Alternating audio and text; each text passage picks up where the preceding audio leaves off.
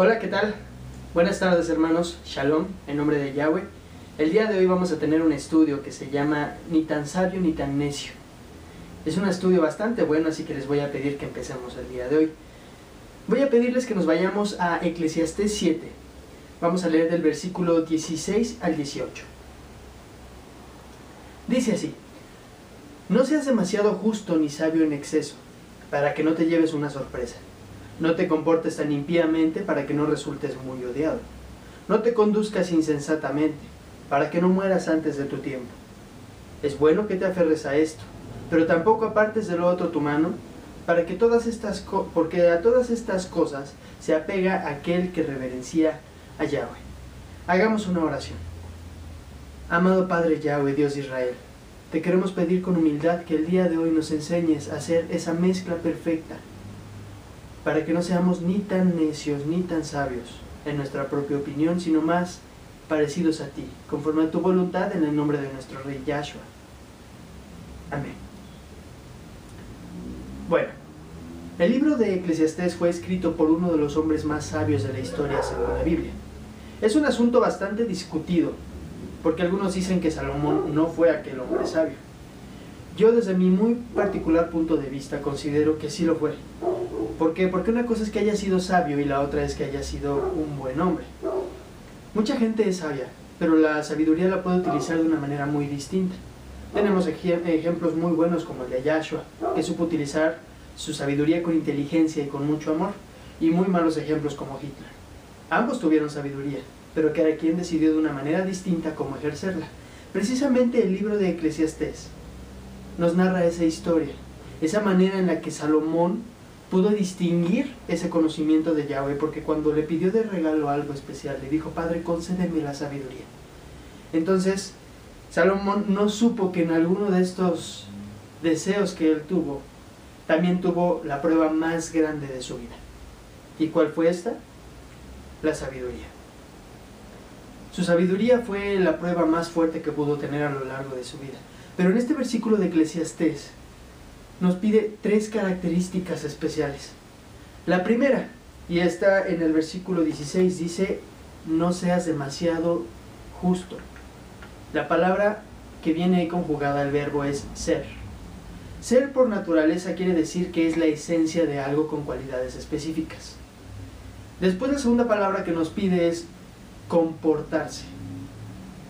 Comportarse quiere decir conllevar o acarrear.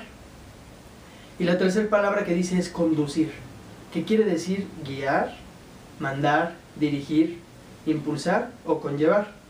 Cada una de estas tres palabras tiene por resultado algo. La palabra ser lleva a nuestros pensamientos, a todo lo que nosotros somos y lo que encierra nuestro corazón. La palabra comportarse tiene que ver con las acciones que nosotros cometemos por medio de nuestro ser. ¿Vamos bien? Y la tercera palabra es conducir, que ya tiene que ver con las consecuencias de las cosas que yo hago en determinado momento por medio de las acciones que determino, que vienen de los pensamientos que yo había maquinado en mi corazón. Entonces, Eclesiastés nos dice: no seas ni tan sabio ni tan necio, sino más bien condúcete con integridad. Vamos a entrar un poquito más en este tema. Por ejemplo, 1 Corintios 13, versículo 14, nos habla de la alegoría de un espejo que nosotros tenemos enfrente. Sin embargo, este espejo dice que cuando tenemos la luz apagada no podemos distinguir enfrente qué es lo que tenemos. Hasta que se prende la luz ya podemos ver nuestra figura cara a cara. Porque ahora me veo en un espejo a oscuras, pero entonces conoceré como fui conocido. Siempre tenemos muy altas expectativas de nosotros mismos. Pensamos incluso, algunas personas, que lo que nosotros hacemos es lo único que está bien y lo único que vale la pena. Por ejemplo, hay muchas personas que dicen: soy perfecto. Y puede que estemos muy lejos de eso. De hecho, si nosotros nos ponemos a pensar, realmente vamos a vernos delante de Yahweh como nosotros somos, no como pensamos que lo vamos a hacer. Eclesiastés 7 da una verdad irrefutable. No les vas a caer bien a todos y no te van a caer bien todos, ¿cierto? Muchas veces vamos en el periférico y el hermano de al lado, el amable hermano de al lado nos pide que nos hagamos a un lado aventándonos la lámina. Por supuesto que nos va a sacar de quicio. Ahí es donde entra nuestro dominio propio. No tienes que ser tan malvado, ni tan necio como para responderle de la misma manera, ni tampoco ser alcahuete y dejar que otra persona te lastime de esa manera. En el trabajo puedes tener a alguien con quien no te lleves bien, en tu propia casa, en tus relaciones interpersonales. De hecho, Eclesiastés nos dice eso: no seas tan sabio ni tan necio, para que no seas muy odiado, ni tampoco muy aplastado. O sea, es inevitable, vaya. Si te comportas bien, si logras tener dominio propio de las cosas que tú haces, por medio de la palabra de Yahweh, que es nuestro más grande ejemplo, vamos a poder tener nosotros luz que brindar al mundo.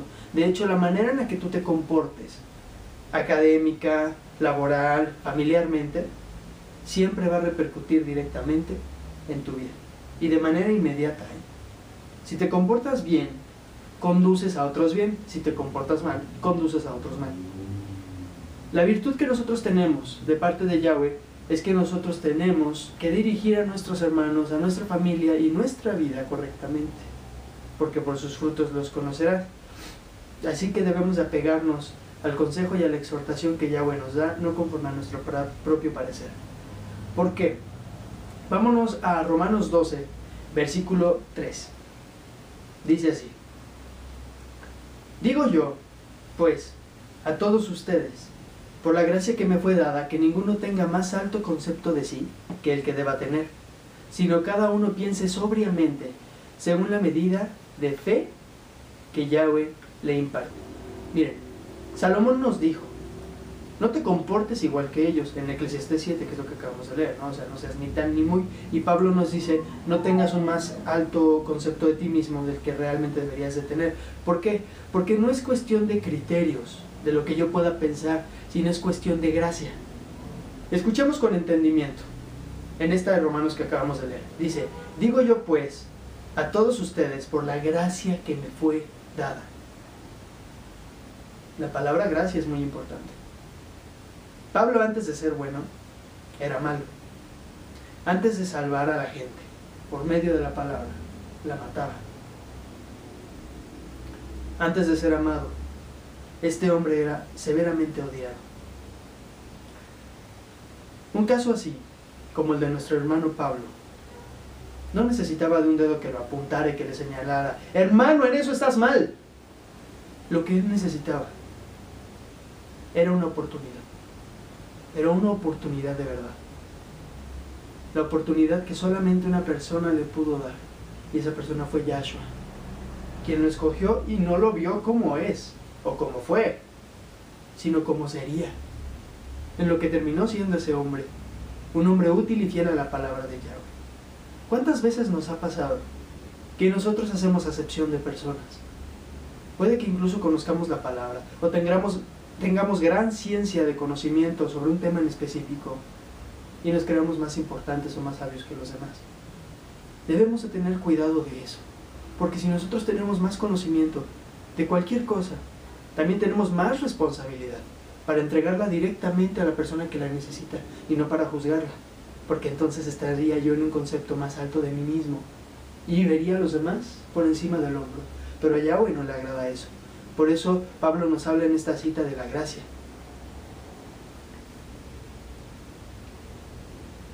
La única manera de que este hombre no se fuera al infierno era que Yahweh le diera una oportunidad. Pero una oportunidad que Pablo no se merecía. ¿Por qué? Porque perseguía a sus propios hermanos. Sin embargo, Yahweh tuvo piedad de él y le regaló algo sin merecerlo. A eso se le llama gracia. Se le llama gracia porque es recibir sin merecer. Por eso Yahweh nos pide que seamos sobrios de pensamiento, según la medida que Yahweh nos dio de fe. Porque ese hombre creía muchísimo, más que muchos cristianos que andaban en aquella época. Sin embargo, Yahweh está diciendo: la medida de fe de Pablo es más grande que la tuya. ¿Por qué entonces vas a corretear a tu hermano para que te alcance en fe? Cada quien tiene su espacio, cada quien tiene su momento. Mejor no tengas un más alto concepto de ti mismo y ayuda al hermano, como Yahweh te ayudó a ti. Para ver la segunda parte de este estudio, te voy a pedir que le des clic a esta Biblia.